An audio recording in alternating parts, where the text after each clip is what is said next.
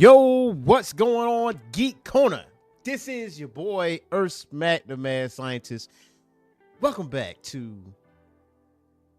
Live. Once again, live. Saturday morning comics. I missed you all, man. I missed you all. Absolutely missed you all, man. It was the past 2 weeks, man. It's been kind of crazy, man. I've been on the road. I've been traveling, but I didn't leave you guys empty-handed. I didn't do that. I would never do that to you guys. So what I did was, off the times that I wasn't live on Saturday mornings, I did like pre-recorded shows. I even hit you with an interview. And one of the most recent interviews I've done was Blurred Without Fear. Now, I had Blurred Without Fear on the show. And there was a lot of gems he was dropping. There was a lot of nuggets he was dropping. There was a lot of intel information we both was dropping. And we just had a very, very good time, man. And some of it, I will touch on this show, like the things he talked about, because it's one of the subject matters that we're going to talk about. Obviously, you've seen the thumbnail. We talking about Batman, Deadpool. You know what I'm saying? Yeah, we're definitely going to be talking about Batman and Deadpool, that crossover event, that one-shot event, and my thoughts and opinions on that. Because it's basically was a print-only comic. It was not available on digital platforms, not on Global Comics, not on Kindle, not on DC Infinite. DC Universe Infinite. It's not on Marvel Unlimited, and not on any of those platforms. It's not digital. You have to go to your LCS and get a physical copy of Batman Deadpool. And there's nothing really wrong with that. There's nothing wrong with that at all, because it actually encourages folks to actually go to your LCS and actually get what you need to get. So you already know what to do, man. You got to hit that like button, man. You got to hit that like button. Let everybody know what exactly is going on, because when you hit that like button, you let everybody know you like this show. That means you invite like-minded individuals like yourself on the show. You know what I'm saying? So we got a jam-packed show for you guys today. Like I said, Batman, Deadpool, we're definitely going to be reviewing that. We're going to cover some independent comics. We got some comic book hauls. I got to give you my comic book haul of the week, what I've been doing, what I've been buying, all that stuff. Definitely going to be jumping on that. And also, we're definitely going to be talking about Peacemaker, the most recent episodes, and actual introduction of a character that is not a comic book character, and eagerly being the MVP of the show. And y'all made Vigilante cry, man. Y'all made him cry. That's not acceptable. That's not acceptable. Not acceptable at all, man. But let's get into it, man. We got to talk about some good old-fashioned Deadpool Batman. Now, I'm going to just tell you straight out the gate, if you haven't picked up this comic, it is definitely worth the pickup. It is not just Batman Deadpool or Deadpool Batman. It's not just that particular story.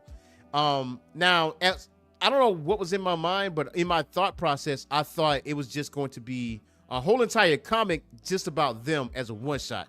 And also in my mind, I was thinking the other DC Marvel crossovers were going to have their own separate comic book, their own separate story, that kind of thing.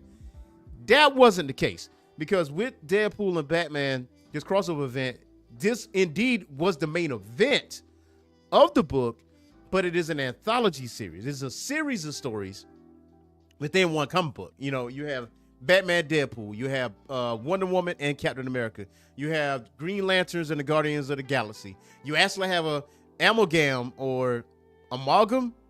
Never know how to pronounce that. I always said amalgam. The amalgam nod in the comic as well, because if you haven't read it, I'm not going to tell you what that amalgam nod is, but it is. You got Batman, Wolverine. You got Old Man Logan and Dark Knight Returns, that version of Batman and Wolverine. You got that crossover event. So there's a bunch of other stuff that's in there. But I will say the biggest story is Batman Deadpool, but the stories get a little shorter as the comic progresses, to the point where it might be 1 or 2 pages and whatever. You know what I'm saying? So definitely gonna jump into that. So first off, I'm gonna give you my thoughts and opinions on this, and just give me 1 second. Let's start with the positives. So as far as the positives is concerned,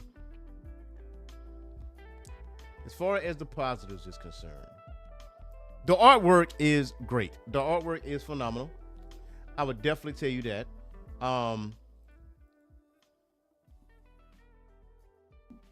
Very, very good artwork. Now, especially with Commissioner Gordon, as you see him, and he actually meets up with Deadpool. Deadpool sees him.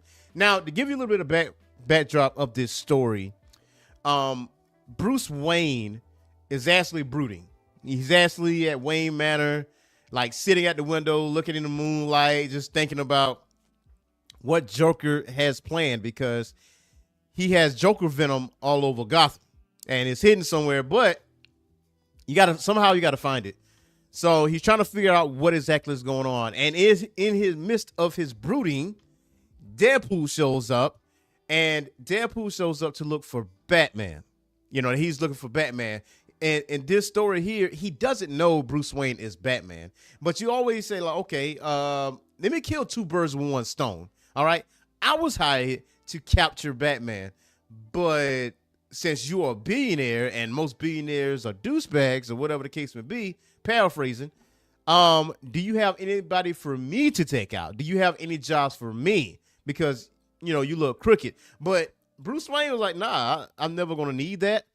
I'm never going to want that, you know, whatever the case may be. And he offered to take out, you know, Alfred when Alfred pulled up.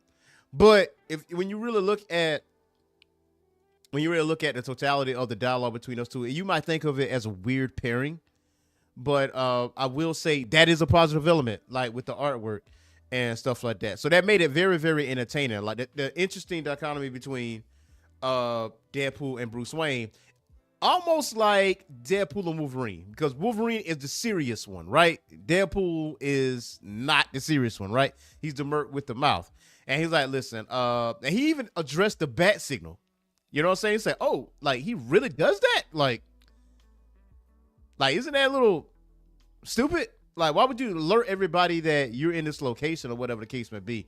And Wayne, which is funny because Wade doesn't pick up on the fact that Bruce Wayne is not shook by Deadpool being in there with two katana blades, guns on his holster, on his hips, or whatever the case may be. He's not shook by that. And Deadpool is just like, it's going right over his head as far as what exactly is going on. So it's very difficult to figure, you know, how he did not figure out this was Batman, especially how calm he was as being there, because most big figures like that, they have some sort of fear in them, but Wayne did not. But he also addressed the fact that Batman, you know, could be an imposing figure, but he also could be a funny figure. So with that being said, he left Wayne Manor and he goes to see what the Bat Center is all about. Now, this is where he meets Jim Gordon, and him and Jim Gordon have this interesting dialogue with each other. He was like, I know you a cop from like your gruffy attitude, your mustache, and your long trench coat. Like, it screams GCPD. It screams Gotham PD. So I'm not looking for you, but, you know, I can take you out in the meantime. Now, from that standpoint, Batman shows up. They get into it, and let's talk realistic for a second. So I'm a Batman stan, right? Like, I'm a Batman stan, but I'm a realist too. Like, when it comes to Deadpool is going to give this man a run. Okay, if he doesn't give him a run, probably will kill him. And I'm just be honest with you, with no prep time, not knowing what exactly is going on, like, Deadpool's healing factor is insane.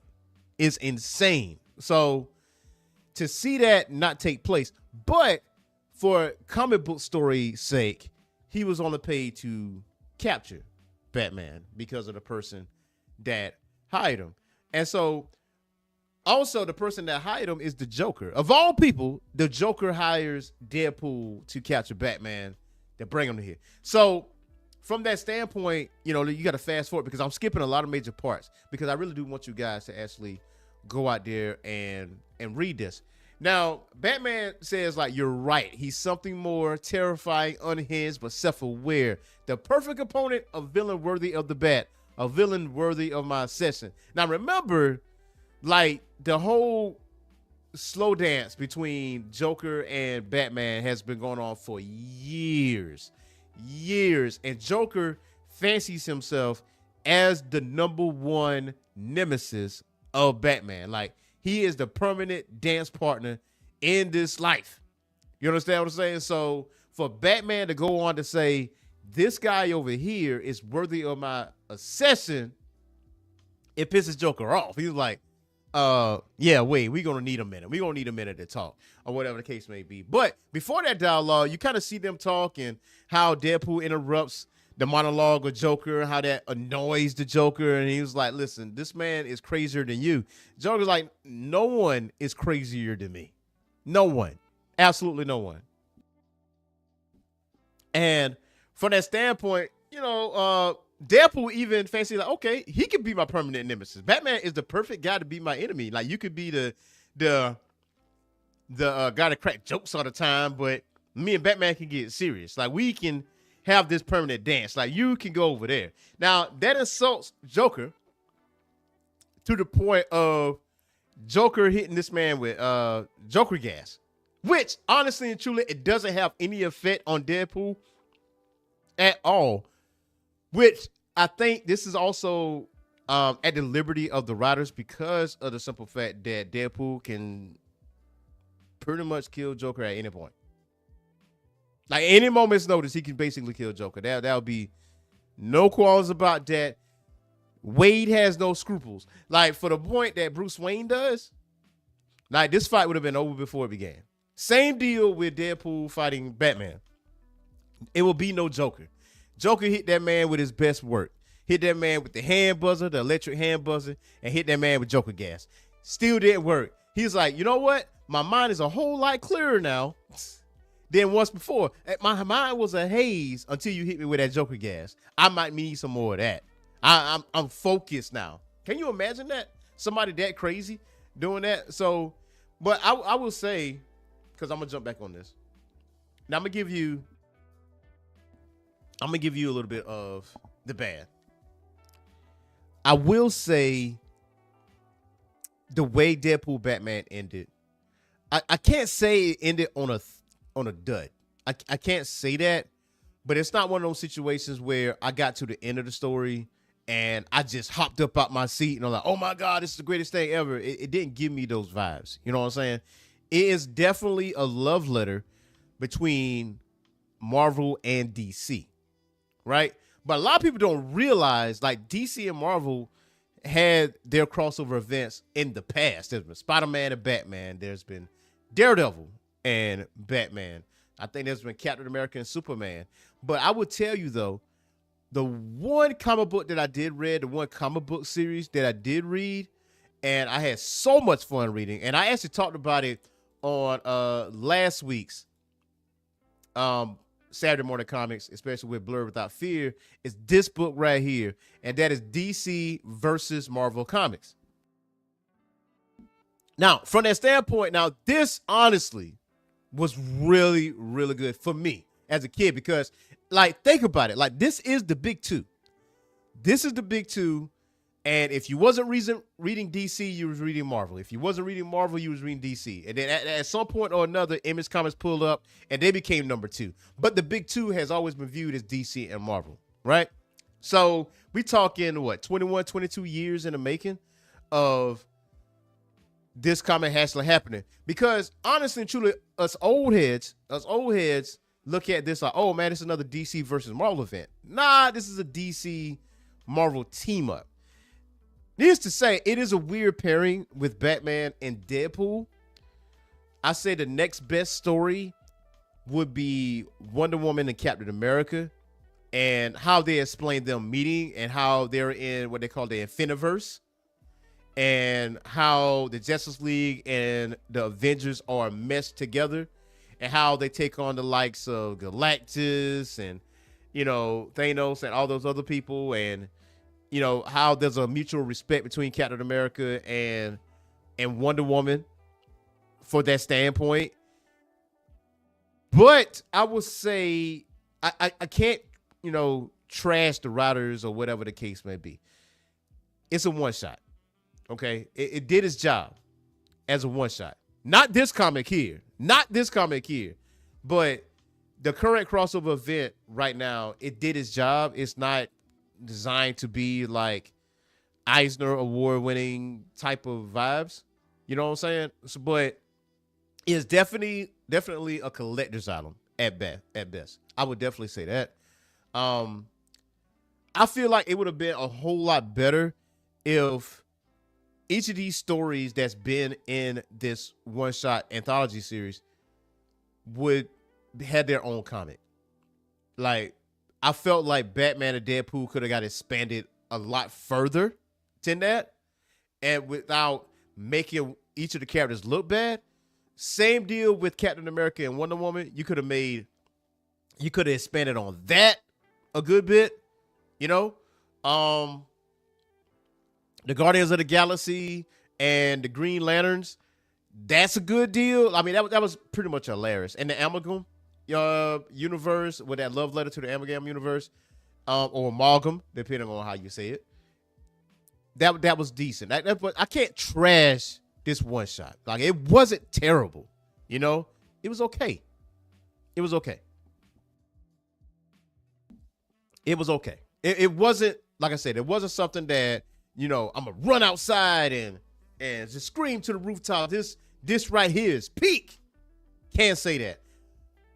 But what I can say though, this right here, if you have not read this, definitely to read this. Now, to give you a little bit of backdrop on this, you got these two universal entities, one from DC, one from the Marvel universe, and they basically, if they don't pick their champions to make them fight,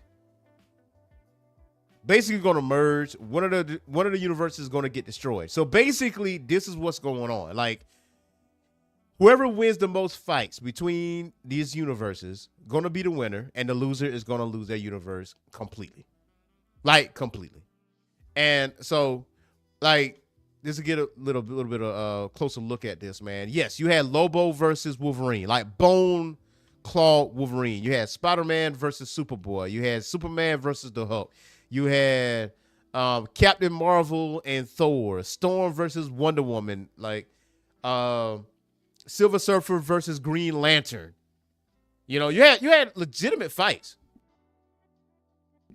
Like, what would happen if we decide to do another DC versus Marvel event? I felt like this could have been a route that you could have went while, giving a love letter to both of these characters on what they're able to do physically and mentally. And also, you got Quicksilver and Flash. Obviously, Quicksilver took that L on that. I ain't going to hold you. He did take that L, man. I mean, now you can actually read this omnibus. You can actually get this omnibus. And this is DC versus Marvel, the Amalgam Age Omnibus. So this gives you the whole DC versus Marvel event, and also the Amalgam universe. Now, obviously, if you look here, you got Dark Claw, which is a fusion between Wolverine and Batman, and I want to say Super Soldier, if I'm not mistaken. It's obviously Superman and Captain America, and Wonder Woman and Storm, and the list goes on. But that was very, very interesting. That was a very interesting deal. Now, I didn't appreciate it as a kid, like reading it. I was like, that's cool. That's not my cup of tea. But they actually had a couple. Runs. They actually had a couple comic books that was out. So that omnibus, it's like $300 so bucks. Like, it's thick. Like, it's thick. Like I like my pull list.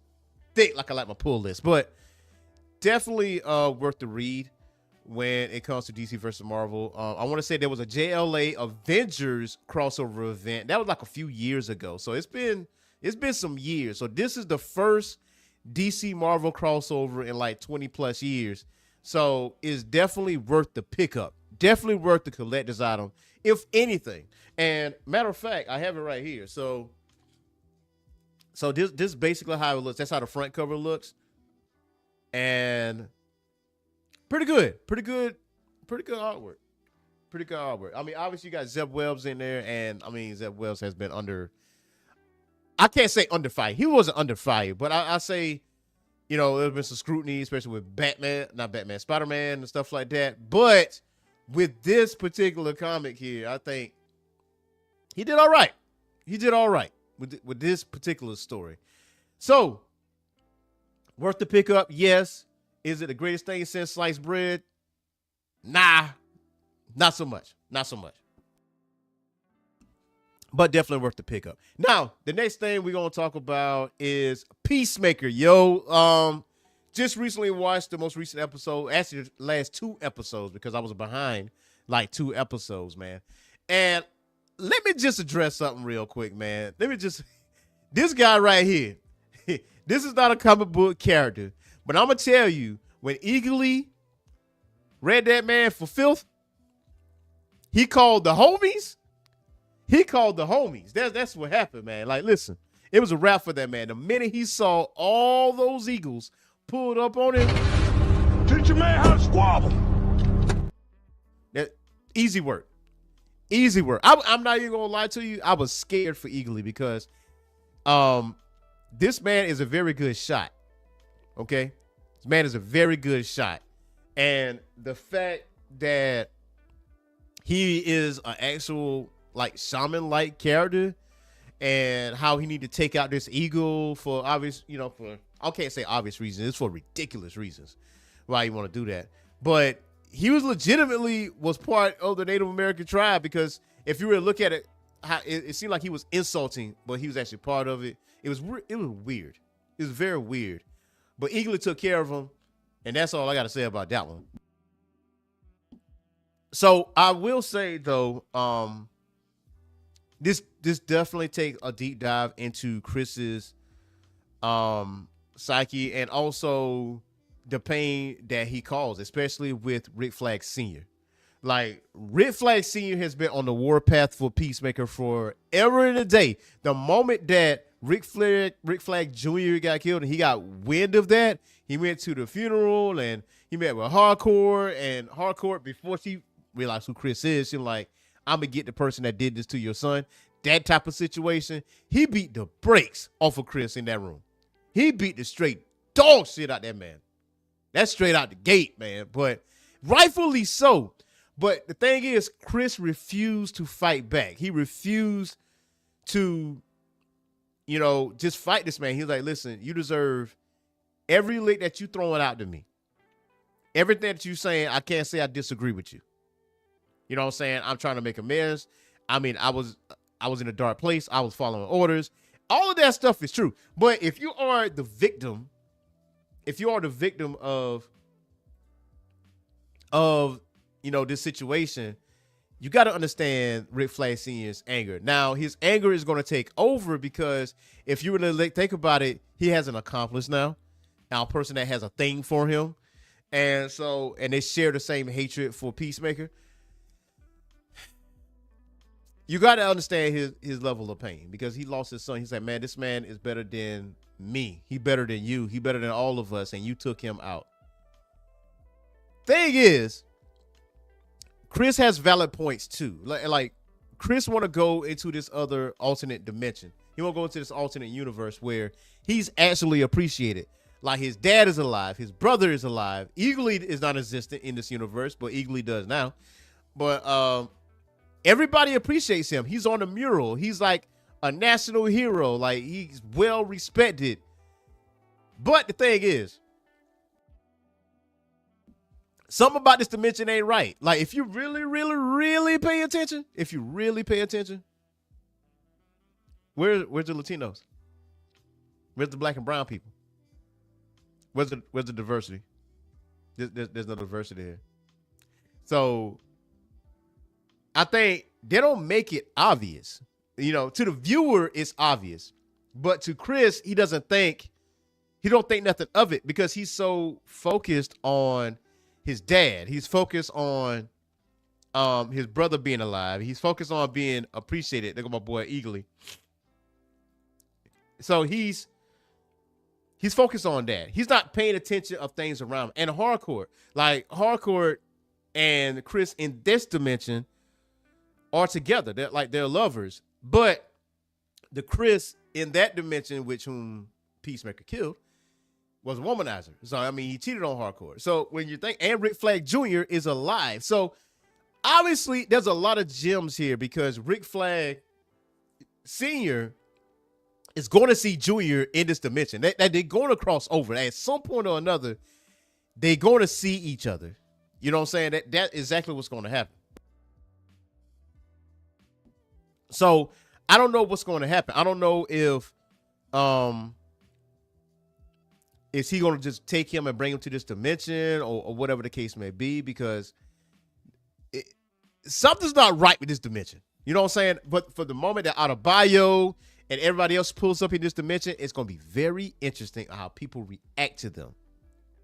Especially when Argus shows up, because Argus is diverse. So how would they react to them pulling up in this dimension? Or whatever the case may be. So, well, you got to look at it from the standpoint of also Vigilante, man. Y'all made this man cry. Y'all made Vigilante cry, man. A lot of people on the internet was like, man, you made this man cry. Like, you can't hurt this man. This is Chris's best friend, or he views himself as Chris's best friend. Like, you know, he calls them constantly, man, we got this drug thing going on. Let's go take these guys out. There's a prostitution ring over here. Let's take these Johns out. Let's take these pimps out. Let's do all this other stuff. He's vigilante. He's what he does. He's not a villain or anything like that, but he takes out bad guys, and he does it with Chris. But the fact that Chris wrote this long letter to Adebayo, he addressed everybody. And I do like the fact that he addressed hardcore. He's like, listen, because he had to make sure what he was doing was right. You know what I'm saying? Before he goes off into the other dimension, he had to make sure, did you feel anything, hardcore, on that boat? And she's like, nah, I didn't feel a thing. From that standpoint, he addressed that too in the letter. And that made hardcore feel some kind of way, because hardcore do feel a way about Peacemaker. Ironically, because he killed Rick Flag Jr., you know? And we found out later that hardcore and Rick Flag Jr. had a thing going on, but at the same time, he was cheating on June. And she's the Enchantress, the Dangerous Game you're playing. So I don't know to what extent this relationship is. Obviously, this relationship wasn't too serious between her and Rick Flag Jr. And this was kind of like a fun thing. Like, we're just going to have fun. It feels like that's one of them type of situations. So we'll see what happens. But when he left that letter, he closed that portal off, but he left that pod with Adebayo, and Adebayo was actually watching him do that. So they actually was able to make it across. We'll see what happens next episode. But Peacemaker is very, very good, man. Very, very good. And let me address something. Real quick. So there's been some news out about Netflix debating on placing a bid for Warner Brothers. And I've been watching people like comment on it, right? Like, yeah, man, let's bring back Henry Cavill, the Snyderverse. I'm like, listen, let me tell y'all something. The Snyderverse is dead. Let that shit go. Okay? Let that go. It's no more. It's not coming back. Zack Snyder is not coming back to create the Snyderverse or finish the Snyderverse or whatever the case may be. Let that shit die, okay? Let that thing go. Let that thing go. And a lot of people fans like, well, Henry Cavill was a better Superman. He wasn't. He was a cool Superman, but he wasn't. And because I asked someone, I was like, yo, so you'd rather have a non-comic accurate Superman versus a comic accurate Superman? Got it. Like, media literacy is at an all-time low. Okay, media literacy is an all-time low. I'm like, you look at the body of work that James Gunn did. Like, he did The Suicide Squad, which was leaps and bounds better than Suicide Squad. Even though low-key I like Suicide Squad, Will Smith being Deadshot and all that stuff, I did like that. But the Suicide Squad, realistically, by leaps and bounds, better than Suicide Squad. So, like, because I feel like the first Suicide Squad should have been 10 times better if it was R rated and if it was like, go into what exactly is going on or whatever the case may be. But with the Suicide Squad, it touched on a lot of things. It was violent, it was gory, it was all these things. And then that carries over to Peacemaker season 1, which, goes on from there. Then you got Superman. Then you got Creature Commandos and all this other stuff. Like this, James Gunn has been reading source material. He's been reading comics. He's been doing all this stuff, doing his due diligence. Why would you want that to go away? Why would you want that to go away? That's insane to me. Like, why would you want that to go away? We getting what we want here. Like, don't do this. We're getting what we want. Definitely getting what we want here. So, from that standpoint, though, man, I don't think Netflix is going to, if they do bid, I don't think they're going to actually get Warner Brothers. I don't think people fully understand that Warner Brothers in totality has a lot, and I mean a lot of content, and not just TV, not just movies, but we're talking video games too. That is a lot to haul. And you're going to try to put that, just imagine if Warner Brothers is on Netflix, that is a lot of content, right? That means a lot of stuff going to get kicked off. That means some stuff is not going to stay on the platform long. Like, we don't need that. Like, let that stay with HBO Max. Like, let that stay over there. Let it be a separate entity. I know that, we pay a lot for these streaming apps, and I know some people are canceling certain apps for reasons, but at the same time, though, like Netflix and Warner Brothers, that's not ideal. That's not ideal. Not ideal like people think. Like, oh, that's so convenient. It's all on one app. It's not gonna be good for you.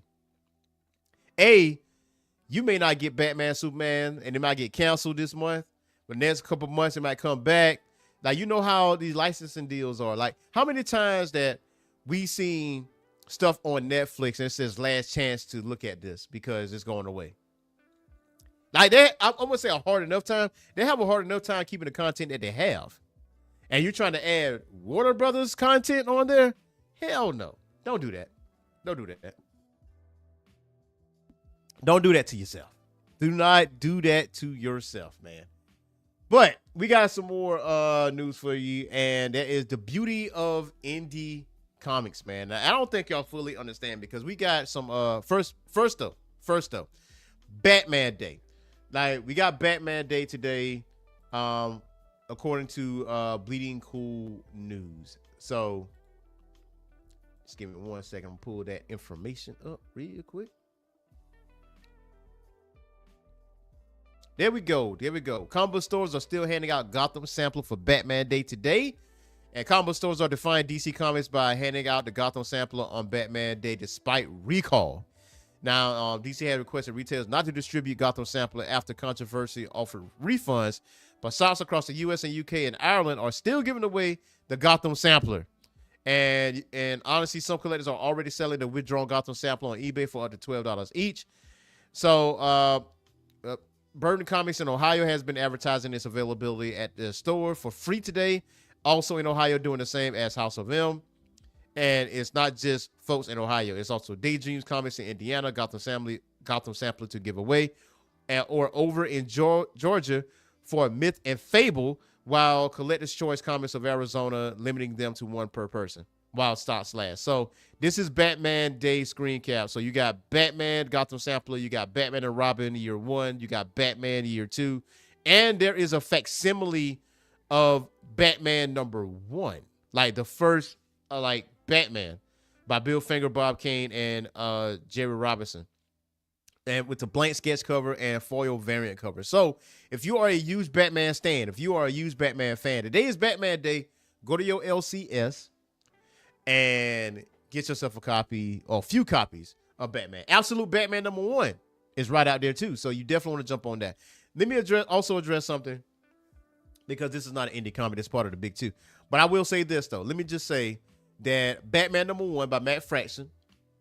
If you haven't looked at my review of Batman #1, go ahead and check it out on the videos section of the YouTube channel.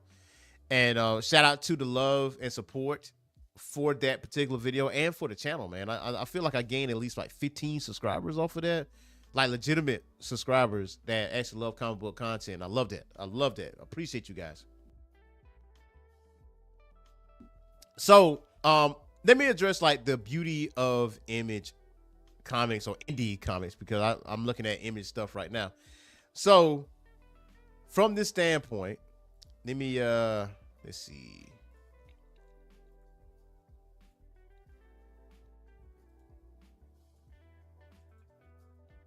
There we go. There we go. Got to pull that stuff up. There we go. So, man, we got these ads galore, man. So it says Image Comics December 2025 solicits and solicitations, including the launch of Wrestle Heist, The Darkness, and the direct market / print only giant size Criminal, and A Dread the Halls 2025, and the finale of Undiscovered Country number 36.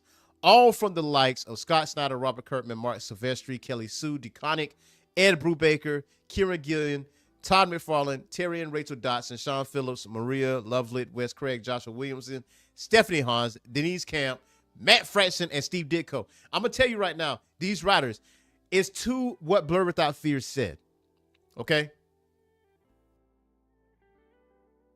It's to what Blur Without Fear said.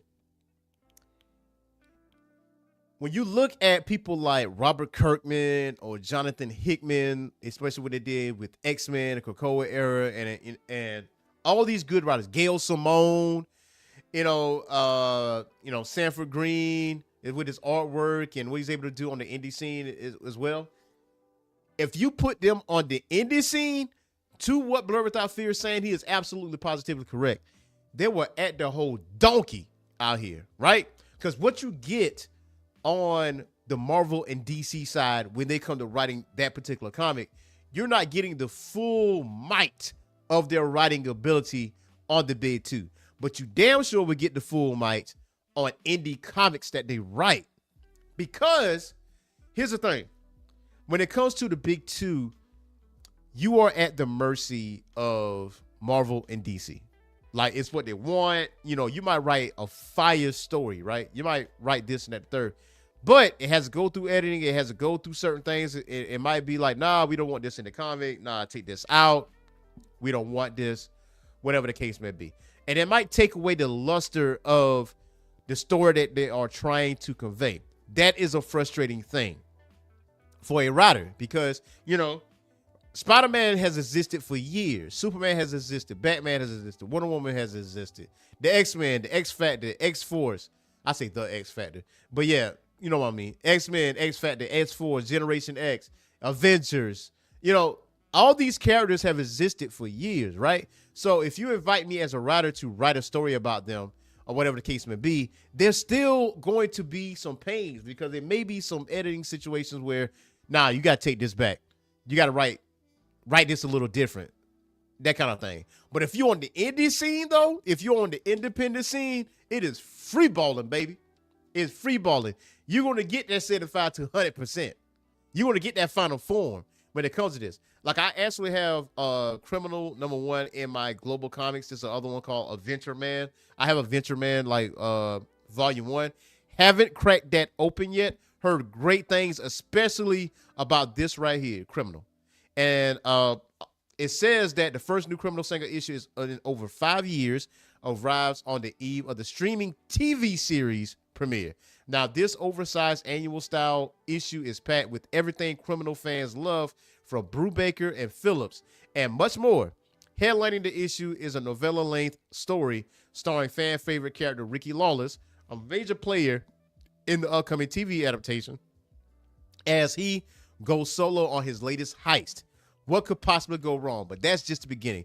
You also get a Criminal tabletop RPG module written by Kieran Gillian and illustrated by Sean Phillips. Behind-the-scene insights into Criminal TV series from showrunner Brubaker himself, a fully illustrated guide to the world of Criminal, and its key characters. Now, the giant-sized criminal one-shot is perfect entry point for new readers, and just in time for Christmas.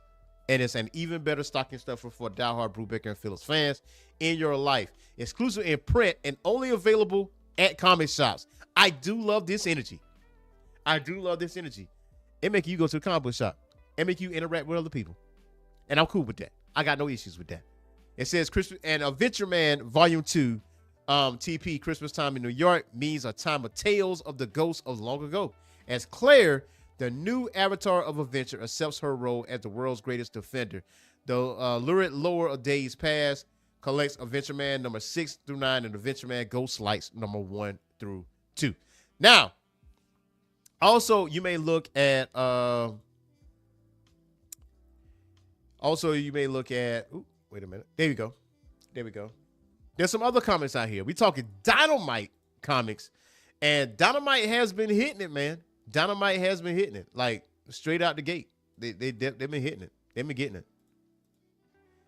All right, let's see here. Here we go. We got Dynamite comics right here. So, also with Dynamite comics, there's a few things that are coming out. Now it says the solicitation are Dan Panosian and Valerio Berzo toast the Hyborian Age in the explosive Red Sonja New Year's Special 2025 number 1.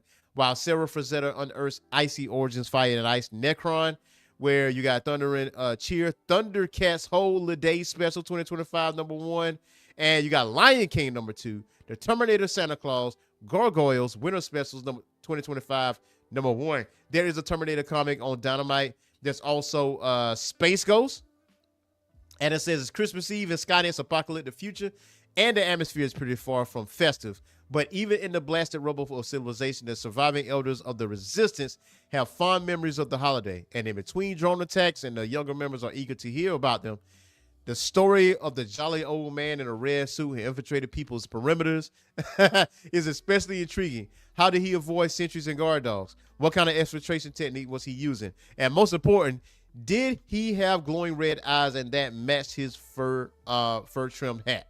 Like the hulking figure that now advancing on their position. Get ready to deck the halls with phased plasma rifles and relentless comic machines. Paulina Ganuchow and Kendall Good celebrate the most wonderful time of the year with the Terminator Santa Claus. So listen, that's it. I'm definitely picking this up. I haven't like picked up like Red Sonja, like picked that up and read that, but damn these ass. But I'm definitely gonna check this out.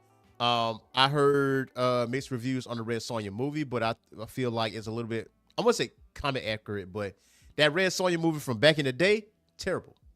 So if you compare that movie and this movie, from what I understand, this current movie of Red Sonja is really, really, really good. So let's push forward. We got Fire Ice Necron, we got Thundercats, the holiday special, and I have been reading Thundercats, and Thundercats has been very, very good. Gargoyles Winter Special, really good.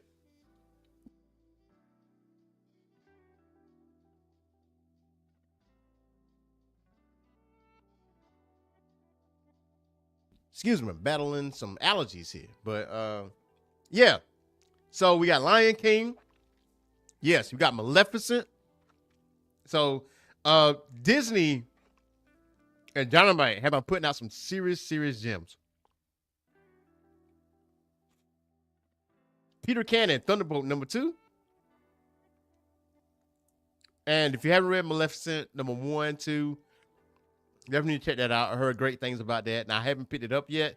That is on my backlog.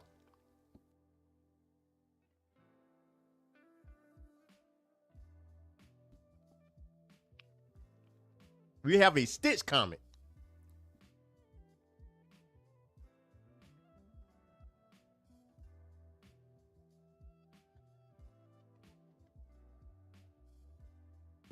Excuse me, man. Allergies, man. Blue Falcon and Dynamite number 4. Now it says the sky's on the limit. It's time for crime to roll over and play dead. All card start covers. Now in this issue, the bad guys have taken flight, literally. But while Blue Falcon and Dynamite continue to battle their adversaries high above Big City, Beast Woman is poised to destroy everything that our heroes hold dear.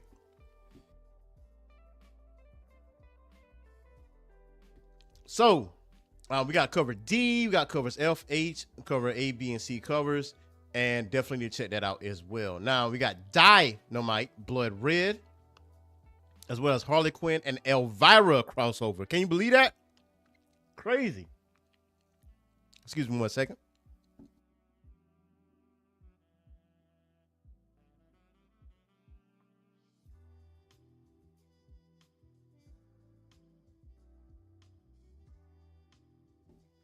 Here's this Red Sonja Reborn #5.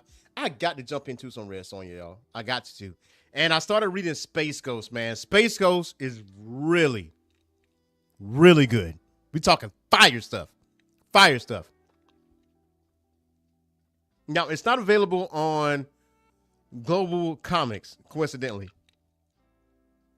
But I will say, though, if you go on your Kindle app, your LCS, you're good to go.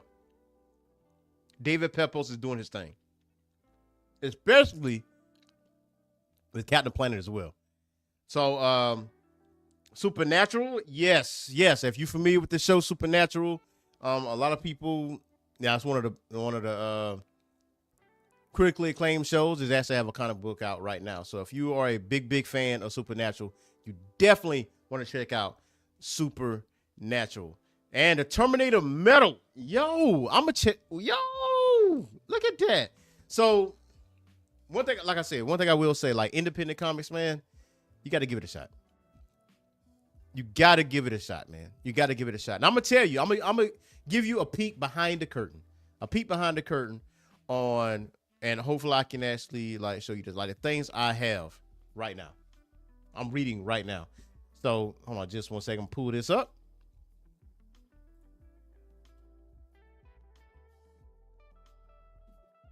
So the thing is with Global Comics, man, it is a monthly subscription. And I mean, it got all the independent comics. I won't say all, but a great majority of independent comics, along with DC comics as well. So they choose violence. I've been reading Teenage Mutant Ninja Turtles. Speed Racer has a comic book out, really, really good. Shredder has a comic book out right now. Want to catch up on Radiant Black. Now, the Power Fantasy, really good. Really good. Please do not sleep on Transformers. Do not sleep on Transformers. Like this current run of Transformers issues 1 through 24, really, really, really good. Obviously Medieval Spawn jumping into that. And yes, per request, Galactor. I'm currently reading Galactor issue #2. That video will be coming out very, very soon. So just to let you know that, it's been requested twice. It's been requested. It's like, can we have more Galactor? Can we have more Bird Katse? Can we do that? Yes, I will give you that. Now, I'm going to give you my comic book haul for this week. Now, I told Blurred this, that when he was on the show, man, that was actually post-show. This wasn't even recorded at the time. But I will say that I saw Akira. Like book 1. I saw book 1 of Akira and I did not pull the trigger. But when I was in Detroit, went to go see my lady, she took me to Time Travelers Comics. I shout out Time Travelers Comics. And I found this for a nice little price, man. And this one was a hardback cover, right? So this is Akira.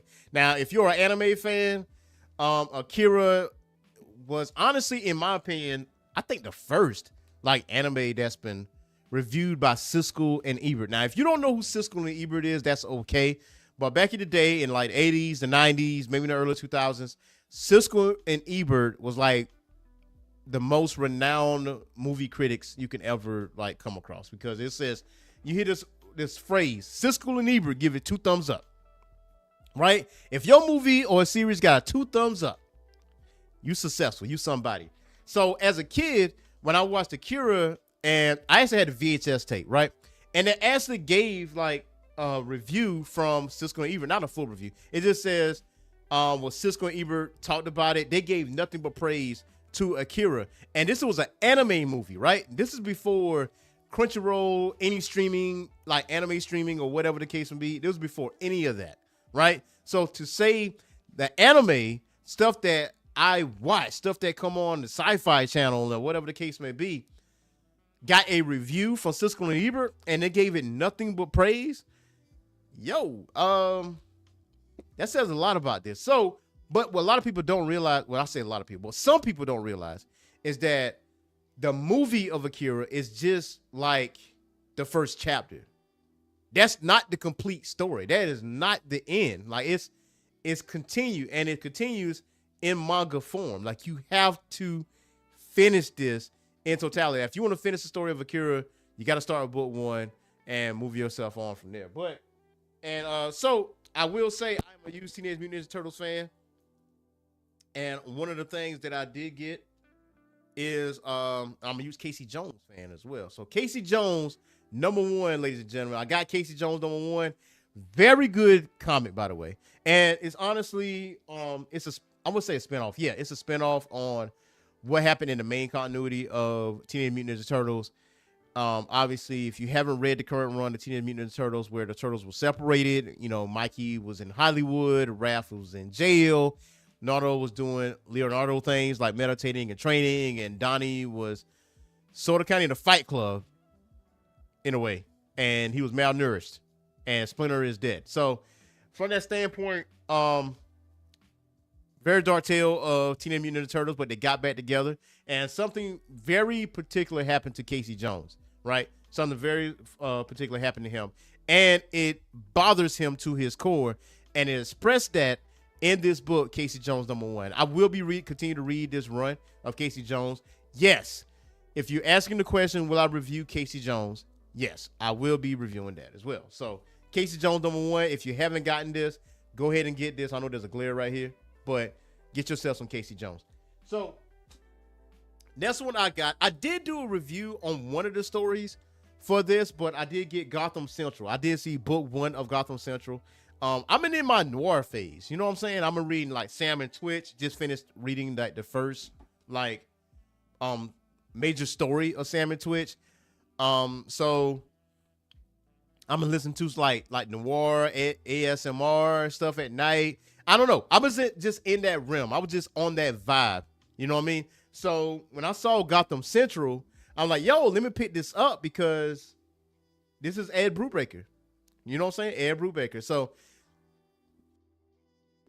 I'm pretty sure like some of the things that he was writing with Gotham Central that he put in Criminal as well. Now, Gotham Central is less about Batman and more about the GCPD and more about Jim Gordon. It's more about Renee Montoya and what she had to deal with and how they deal with criminals in everyday life. Because you see what happens with Batman, like how he deals with the Rose Gallery of criminals there. But the shine is on the Gotham City PD because they solve cases too.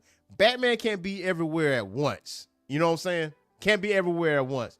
So, but yeah, so this is Eisner and Harvey award-winning series. So this right here, very, very good. Like, I do love the artwork here. Artwork is very good. So definitely going to crack this baby open, man. This is great, great, great reading material. And there's the back of it right here. Renee Montoya, otherwise known as The Question. But also, here's another book I'm going to review. This is an indie comic. Now, hopefully, we won't get copyrighted if I play this. But on Saturday morning cartoons, we got Teenage Mutant Ninja Turtles, right? It came out in 1987, and I could be wrong. Let me know in the comments below. Could be wrong. But since the popularity of Teenage Mutant Ninja Turtles, we got a lot of anthropomorphic characters. We got Biker Mice from Mars. We got Street Sharks. We got Battletoads. And then we got something, if I'm not mistaken, I want to say this appeared on CBS Saturday morning cartoons. And what I'm talking about is Cowboys of Moo Mesa. You know what I'm saying? I got Cowboys of Moo Mesa issue number 1. And if you asking the question, am I going to review this? You bet your ass I'm going to review this. You bet your ass I'm going to review it. I'm going to do that. Matter of fact, if you look at it, I'm reading it currently. I haven't finished it yet. Let's look right here. Bam! Look what's beside each other. Right there. Right here. You see what I'm saying? Coming out. Coming out the gate. Coming out the gate hot. Coming out the gate hot, man. Ready to roll with it. Ready to roll with it. Cowboys and Moon Mason. The artwork in this is amazing. I really do love the artwork in this. I will give Cowboys and Moon Mason a shine. Now, if you're not familiar with Cowboys and Moon Mason, now hopefully, let's see here. I'm gonna pull this up real quick. Let's see here. Cowboys of Moon Mesa.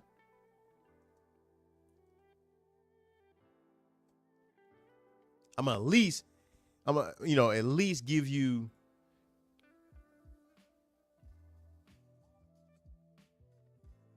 All right, let's see here.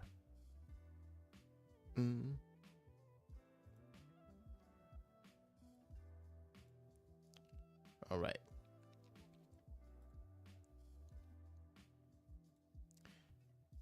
Pull this up for you. Cowboys and Moon Mesa, man. Let's get it. Let's get it. Comet raised the mesa to the western skies with the sound of 1,000 cattle drive. A chosen few would see the light and fight the wrong with right. Up on the mesa, high above the clouds, there's a world apart from all the rest. On the mesa live the real cowboys, standing up for law and order and living by the code of the West. Cleaning up the territory, keeping evil on its toes. Takes a different breed of riding rope and brave heroes. On Moon Mesa live the real cowboys, standing up for law and order and living by the code of the West. On Moon Mesa. Yeah. You see that? That's Cowboys and Moon Mesa right there. That is Cowboys. Yeah.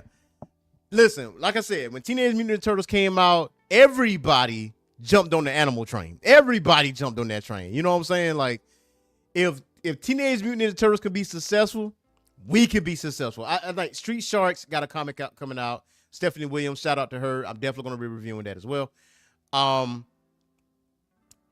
And Street Sharks was like a few seasons. Actually, I want to say it's 3. I want to say it's like 3 seasons, right?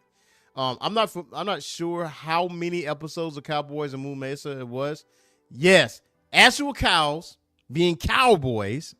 You know what I'm saying? They call the area Moon Mesa. So I'm definitely a play off words, man. If you like westerns and stuff like that, I want to say Cowboys and Moon Mesa is on Tubi, if I'm not mistaken. If it's not on Tubi, I want to say it's a CBS property, so maybe Paramount Plus. I'm really, you know what? We got Google. We're gonna look at Google real quick. Let's see. Cowboys of Moon Mesa, man. Where can we find this? I think it's unavailable. It got 26 episodes. It came out in 1992. Cowboys and Moon Mesa came out in 1992. So which is crazy, man. It's been that long. I felt like it was like later on in the years, man. ABC. I thought it was CBS. But yes, it was ABC. Cowboys and Moon Mesa, man. Crazy. Marshall Moon, Montana. Colorado Kid and the Dakota Dude. Yeah. It's like that. But I mean, like I said, man, it's not a bad deal at all. I do like the fact that this is in comic book form and you get to dive deeper into the story versus like on TV, right? Because on TV is very episodic or whatever the case may be. Like Gargoyles took its time to flesh the story out. It didn't really finish on TV, but we have a Gargoyles like comic book, right?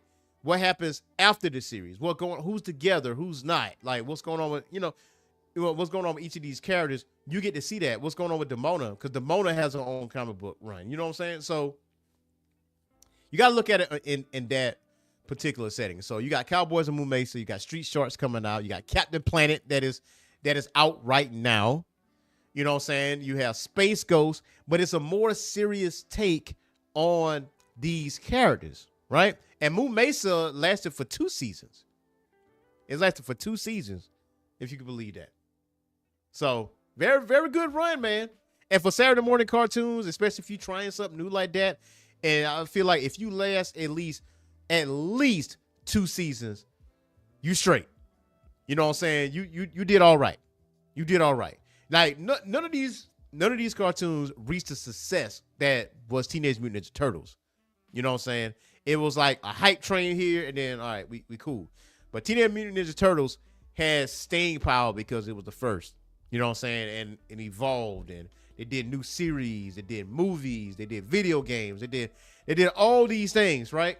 And it was the marketing and public relations and stuff like that was behind it. But yes, Cowboys and Moon Mesa, I will be reviewing that. I will be reviewing Casey Jones, so do not worry.